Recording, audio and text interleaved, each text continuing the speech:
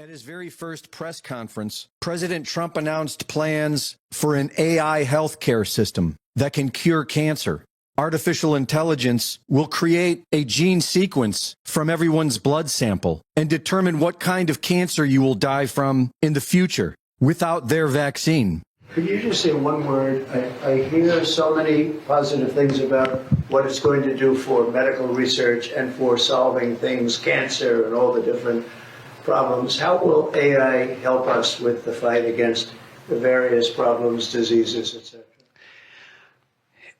These guys can maybe share more about some of the work they're doing there. I think they'll jointly be some of the leaders about driving progress here. But I believe that as this technology progresses, we will see diseases get cured at an unprecedented rate. One of the most exciting things we're working on, again, using the tools that Sam and Masa are providing, is a cancer vaccine. It's very interesting. It turns out, I'll be quick, all of our cancers, cancer tumors, little fragments of those tumors float around in your blood. So you can do early cancer detection. If you can do using AI, you can do early cancer detection with a blood test.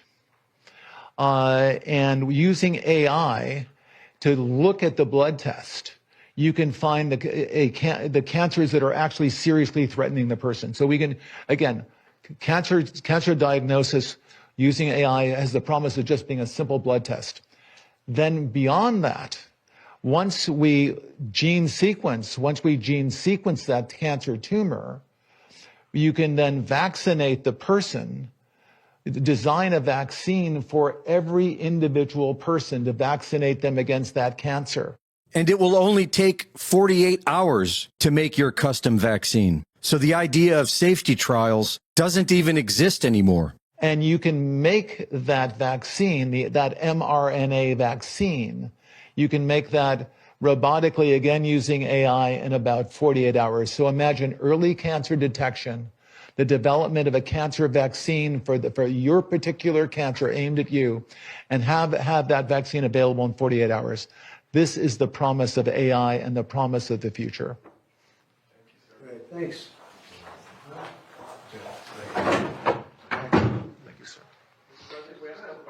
Yeah, just 1 second. We'll finish up. But these are highly respected guys. I was shocked with Larry because I don't even think Larry does this stuff.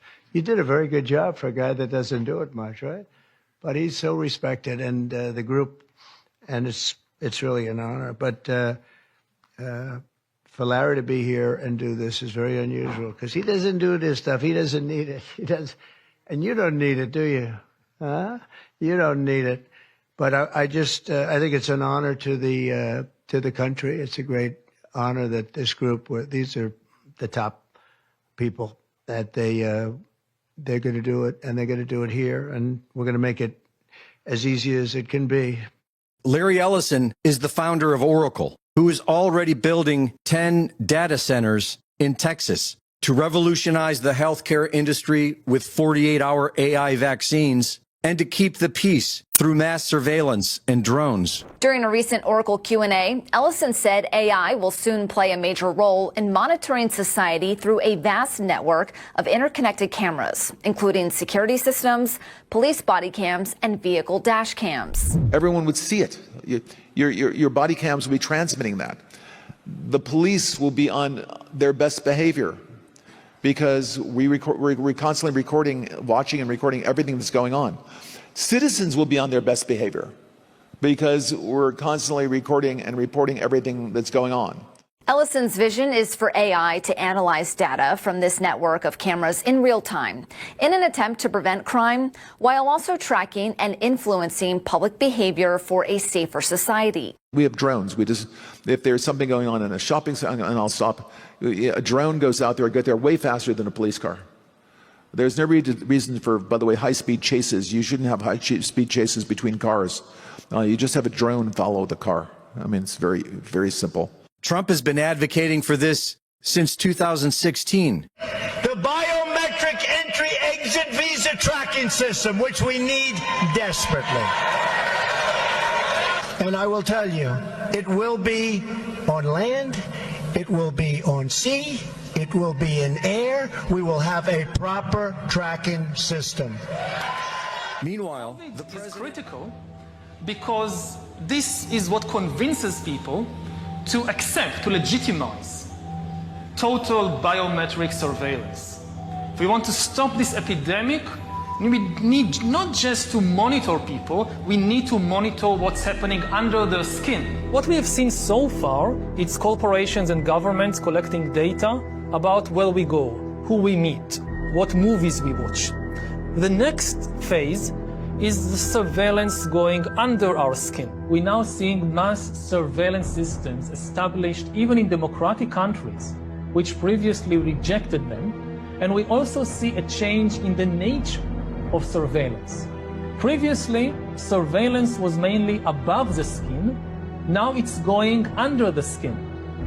Governments want to know not just where we go or who we meet. Above all, they want to know what is happening under our skin. What's our body temperature?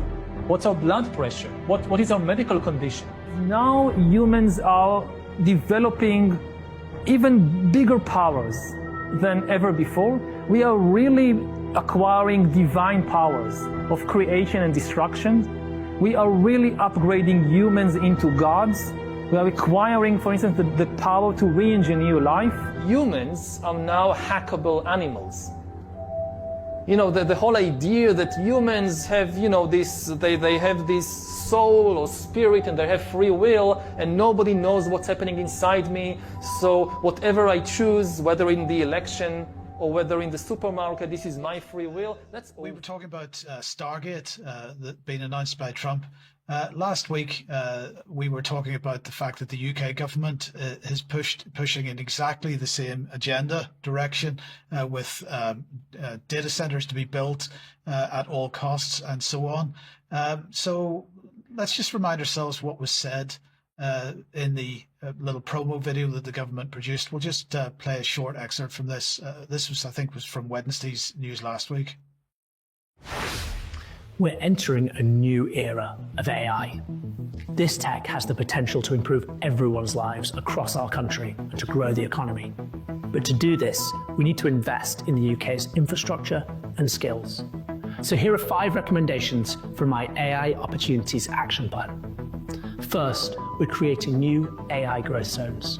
These will speed up the construction of AI data centers, huge warehouses full of computers that power services like AI and data processing. This will help create... So that gives you a feeling of what they're talking about. Absolutely the same policy that we have seen from announced by Trump in the last day or two. Now, the government is now announced that it's launching a gov.uk digital wallet and app, which they claim is going to simplify access to services and documents.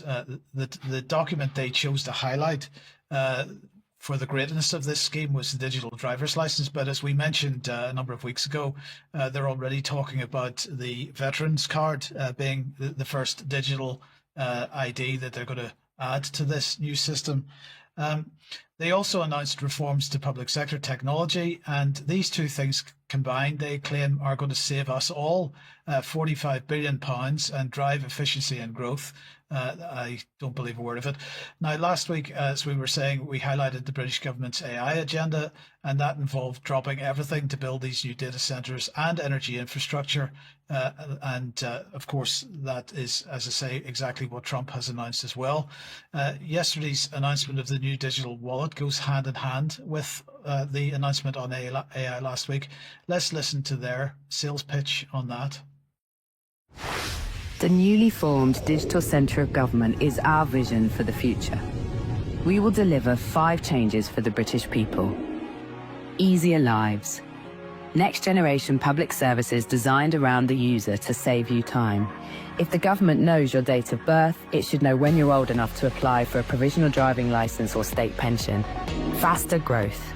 If the government knows you're setting up a business, it should know what support you might be entitled to and prompt you about them.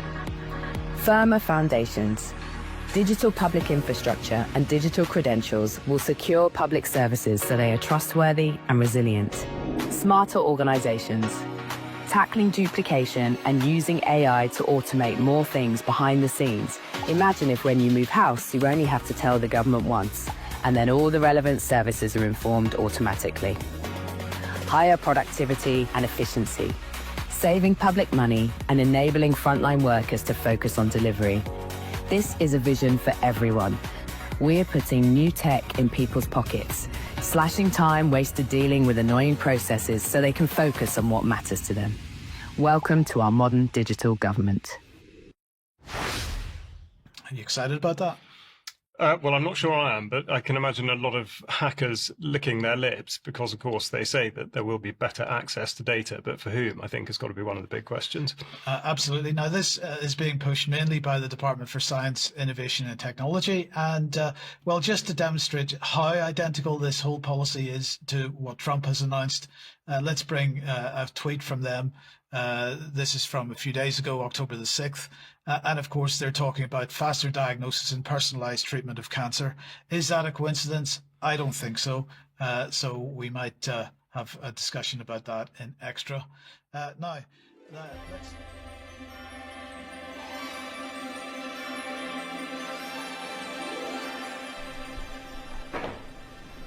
Right, mate.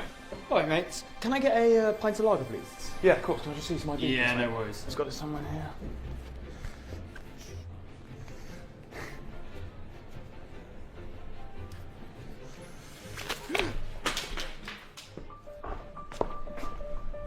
Hi, can I have a pint of Christmas cracker, please? Certainly.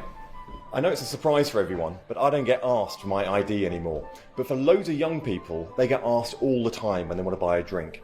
So we're changing the law so that next Christmas, young people will have their ID on their phone, so they won't have all of the hassle of needing to get ID or leaving their ID at home or their paper ID getting lost or damaged.